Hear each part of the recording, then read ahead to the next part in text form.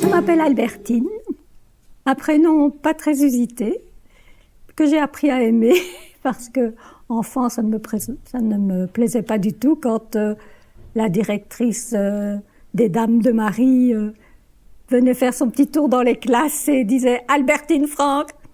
Tout le monde se retournait, se demandait « mais qui est là ?» Alors que c'est vrai que dans la vie de tous les jours on m'appelle Betty, mais Albertine c'est mon nom officiel. J'ai 70 ans, je suis grand-mère et j'ai une vie peut-être particulière dans le sens où j'aime bien vivre seule. Ça ne veut pas dire que je n'ai pas beaucoup rayonné et beaucoup voyagé. Et je suis quelqu'un d'assez sportif.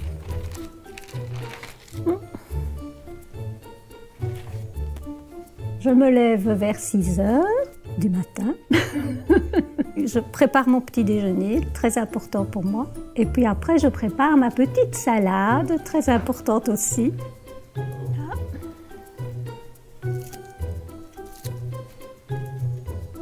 Et puis vers 8h30, certainement, je fais du sport. Je fais beaucoup de sport pour mon âge, paraît-il. Je vais à la salle de sport 4 à 5 fois par semaine.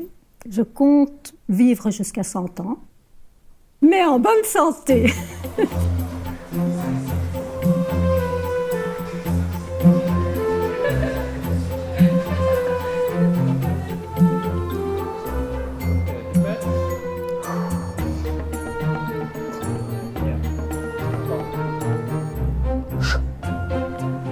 Je fais une activité physique, c'est-à-dire que je peux aussi très bien ne pas prendre le métro et marcher jusqu'au centre-ville. C'est pas un problème pour moi et ça me fait énormément de bien. On peut dire, si on veut, que j'ai fait comme un tour du monde. En tout cas, mon vélo l'a fait. Et j'ai élevé des chiens de traîneau en Alaska. J'étais pas seule, j'avais un compagnon. Quand j'ai voyagé toujours avec mon compagnon. Et donc, ça a été l'Alaska, ça a été la Nouvelle-Zélande à vélo, l'Amérique du Sud à vélo. Quand nous étions à vélo en Patagonie, on avait le vent de face, on n'avançait pas. On retournait on faisait demi-tour, il fallait même pas pédaler. On retournait tout, on venait. Enfin, c'était drôle. J'aime bien vivre seule. C'est un choix.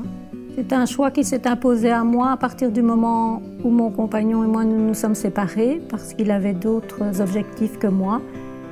Et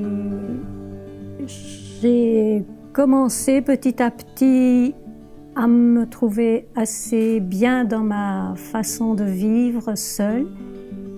Et en fait, je fais ce que je veux quand je veux. Et c'est très important. Je ne sais pas si c'est important, mais pour moi, ça s'est imposé et je crois que je ne pourrai jamais plus jamais vivre avec quelqu'un. Parce que j'ai mes petites habitudes, bien sûr, la manière de manger, je peux partir quand je veux, je vais me coucher quand je veux. Je ne suis pas toute seule, mais je ne peux pas dire que j'ai beaucoup d'amis. Je ne peux même pas dire que je peux les compter sur les doigts d'une main parce qu'ils n'ont pas la même façon de vivre que moi et je n'aime pas trop les gens qui se plaignent tout le temps, qui ont mal partout, qui ceci, qui cela. En fait, je suis un peu exigeante. Ce qui est très important pour moi, ce sont mes enfants, mes 3 filles et puis mes 4 petits-enfants. Et ça, c'est ma vie, quoi.